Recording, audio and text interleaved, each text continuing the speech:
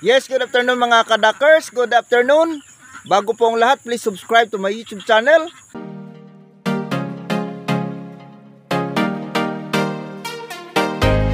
Dak33. Pakihit naman ang notification bell upang updated kayo sa mga video ko pang may upload. Kayo ba'y may trabaho mga kadakers at nais ninyong magdagdag income? So bakit hindi ninyo subukan ang pag-alaga ng itik mga kadakers para pagdagdag ng mga income natin sa bawat araw?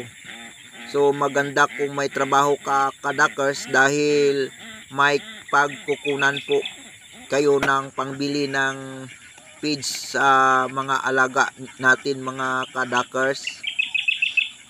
So kahit alaga lang kayo ng 300 heads mga kadakers dyan sa inyong mga bakuran.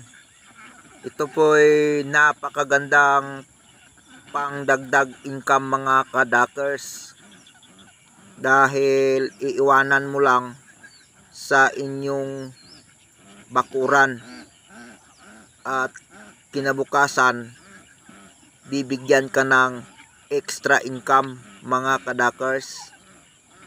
So hindi naman siguro masama mga kadakers na mayroon kayong mapupulot na 150 to 160 na piraso sa bawat umaga. Dahil sa panahon ngayon mga kadakers, kailangan po natin ang extra income para magkaroon po tayo ng dagdag pang gastos sa araw-araw mga kadakers. At dito ko lang mga kadakers naranasan sa pag-alaga ng itik ang malaking paghawak ng pira mga kadakers.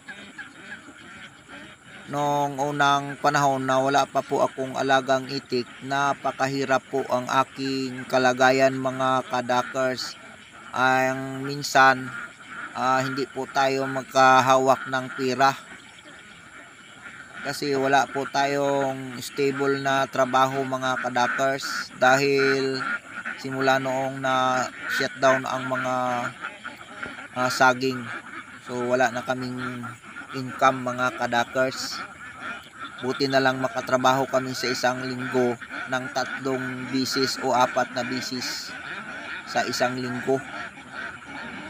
So hanggang kain lang talaga mga kadakers, kung minsan kinakapos pa po tayo sa pang-ulam. At sa ngayon dito ko lang naranasan sa pag-alaga ng itik ang income na medyo sobra-sobra sa aking pang-araw-araw na gastusin mga kadakers. Maniwala man kayo o hindi. So ito na lahat mga itik natin mga kadakers, napasok na po natin yan. At ito na mga kadakers yung itlog nila sa 4 na araw. So kukunin naman dito mga kadakers ng ating buyer. So hanggang dito lang muna mga kadakers. Thank you very much sa inyong patuloy na pagsubaybay sa ating YouTube channel.